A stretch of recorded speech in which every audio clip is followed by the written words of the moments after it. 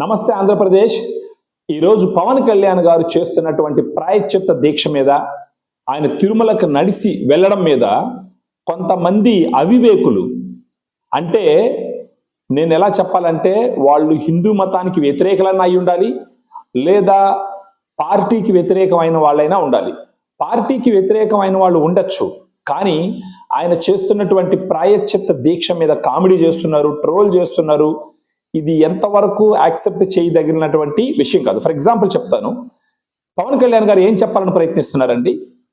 ఇప్పుడు మన భారతదేశంలో లౌకిక దేశం అయినందువల్ల ఎవరైనా సరే హిందూ మతము, హిందూ దేవుళ్ళు, హిందూ సాంప్రదాయాల మీద సెకండ్ థాట్ లేకుండా నోటుకొచ్చినట్టు మాట్లాడతారు.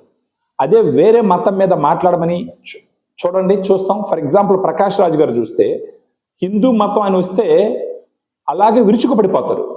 అదే వేరే మతాల గురించి ఆయన మాట్లాడమని చెప్పండి, చూద్దాం. సో దీనికి కారణం ఏంటి? హిందువుల్లో ఐక్యత లేకపోవడం. నేనేమంటాను, ప్రతి మతాన్ని గౌరవించాలి, నో డౌట్, అన్ని మతాల్ని సమానంగా చూడాలి. కానీ ఇప్పుడు తిరుపతి వెంకటేశ్వర స్వామి విషయంలో, పవన్ కళ్యాణ్ గారు చేస్తున్నటువంటి ప్రాయశ్చిత్త దీక్ష విషయంలో కొంతమంది కామెడీ చేయడం, ఆయన ట్రోల్ చేయడం, ఇది ఎవ్వరు యాక్సెప్ట్ చేయదగినటువంటి విషయం కాదు. ఆయన ఏం చేస్తున్నారు? మనము ఈ ఒక ఉడుకులు దుడుకులు జీవితంలో పడిపోయి మన దేవుళ్ళకి ఇవ్వవలసిన గౌరవం ఇవ్వట్లేదు, మనం పెట్టుకున్నటువంటి ఆచారాలు సాంప్రదాయాలు మనం ఫాలో అవ్వట్లేదు. ఈ సమయంలో పవన్ కళ్యాణ్ గారు ఏం చేయడానికి ప్రయత్నిస్తున్నారు? ఒక్కసారిగా అవన్నీ ఇంపార్టెంట్ అని మనల్ని తట్టి లేపడానికి ప్రయత్నిస్తున్నారు. ఆయన ఏం చేసినారు? ఇప్పుడు తిరుపతి లడ్డు విషయంలో పొరపాటు జరిగింది అన్న ఇన్ఫర్మేషన్ బయట వచ్చింది. అది జరిగిందా లేదన్నది తర్వాత తెలుస్తుంది. కానీ ఇప్పుడు ఆయన చెప్పింది ఏంటి? ఇలాంటివి జరగకూడదు. ఇలాంటివి జరిగినప్పుడు ఎవరో ఒక లీడర్షిప్ పొజిషన్లో ఉన్న వాళ్ళు ఒక ఇనిషియేటివ్ తీసుకొని దానికి సంబంధించి జరగకూడనటువంటి విషయాల గురించి 10 మందికి చెప్పడం, దాంట్లో మనం ఎలాంటి పద్ధతులు ఫాలో అవ్వాలా అనేసి ఆయన చేసి చూపించడంలో వచ్చిన తప్పేం లేదు. ఈ ప్రాయశ్చిత్త దీక్ష చేయడానికి ఫస్ట్ ఆయన ఏం చేసినారు? దుర్గమ్మ గుడి మెట్లు కడిగినారు. తప్పేంటండి? దానికి ట్రోల్ చేస్తారు. అంటే ఇప్పుడు ఇలాంటి ట్రోల్ చేసే వాళ్ళని మిగతా వాళ్ళు కూడా వదిలేయకూడదు. మీరు కూడా గట్టి సమాధానం చెప్పాల్సిన అవసరం ఉంది.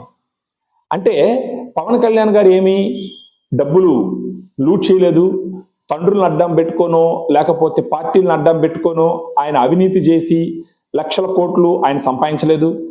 పోతే ఆయన వ్యక్తిగతంగా ఎవరిని ఏమీ తప్పులు చేయలేదు. ఆయన చేస్తున్నదంతా ఏంటి? ఆయన సొంత డబ్బులు ఖర్చు పెట్టుకొని ప్రజలకు సేవ చేయడానికి వచ్చి చేస్తున్నాడు. ఇప్పుడు జరిగిన విషయంలో పవన్ కళ్యాణ్ గారు ప్రాయశ్చిత్త దీక్ష స్టార్ట్ చేసినారు, గుడిమెట్లు కడిగినాడు. సో ప్రతి ఒక్కరు ఇప్పుడు ఆయన చూడడం గమనించింది. ఇప్పుడు అందరూ ఆయన గమనిస్తే ఏమవుతుంది?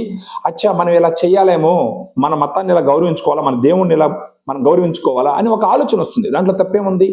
హిందూ మతం డామినేటెడ్ కంట్రీలో ఇలా చేస్తే తప్పేముంది? తర్వాత ఆయన తిరుమలకి కాలినడకన ప్రయత్నించినాడు వెళ్ళడానికి.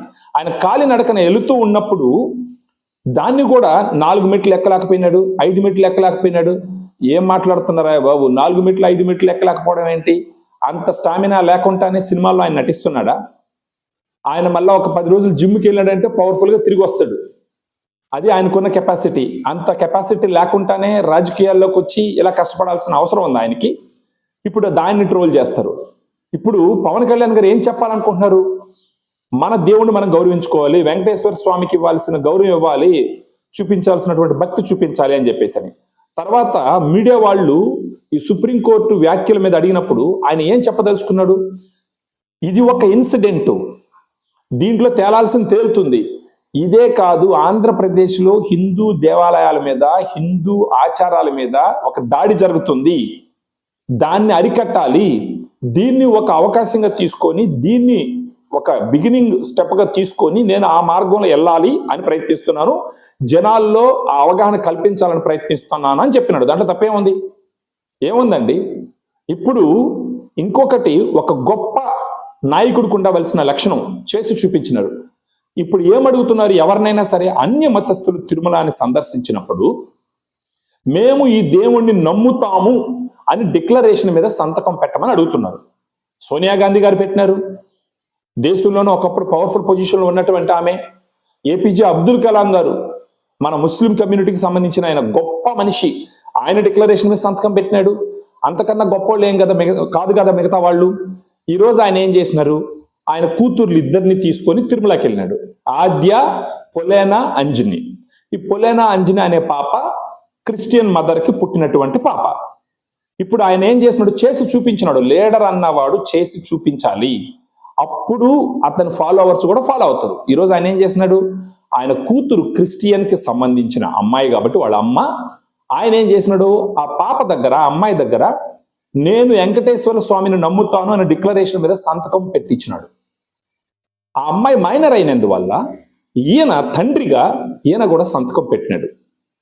ఇప్పుడు ఇలాంటిది మిగతా వాళ్ళు చేయడానికి వచ్చిన సమస్య ఏంటి? వాళ్ళు చేయడానికి రెడీగా లేరు అని అంటే తిరుమలలో ఉన్నటువంటి వెంకటేశ్వర్ల స్వామిని నమ్మటం లేదని అర్థం.